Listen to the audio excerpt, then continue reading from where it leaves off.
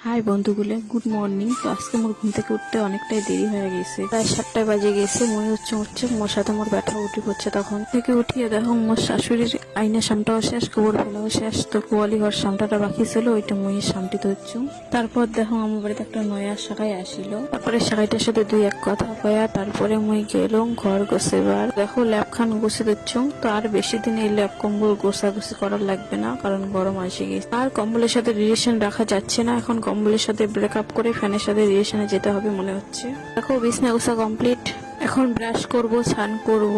তো দেখো ব্রাশে জল দিচ্ছি, ব্রাশ করে নিচ্ছি, স্নান করে চলে আসলাম। এখন সিঁদুর দেবো, তেল দিব, ক্রিম দিব। আমরা গ্রামের বধূ বস, আমাদের শরীরে আমরা বডি অয়েল তেল আর যাইও ক্রিমই দিই। দেওয়া হলো, এখন মাখামাখি করতে হবে। টাকা নাই, কি করব। এই দেখো সিঁদুর দিচ্ছি, সিঁদুর দেওয়া হলো, এখন ফোঁটা দিচ্ছি। তারপরে শাখাতে দিলাম, প্রণাম করলাম, চলে গেলাম রান্নাঘরে। লাউয়ের ডগার চচ্চটি আর আলু ফুলকপি ভাজা। তো রাত্রে একটা বিয়ের নিমন্ত্রণ আছে, তার জন্য বেশি কিছু রান্না করি। তো এই হলো আজকের মেনু আমার। রান্না শেষ করে গেছিলাম একটা হাওয়া খেতে, আর সেখানে শান্তি নেই, ছেলেটা আমাকে অত্যাচার করছে। দেখো কি করতে হবে নেক্সট ভিডিওয়ে। তো ততক্ষণ সবাই ভালো থেকো, সুস্থ থেকো, টাটা, বাই বাই।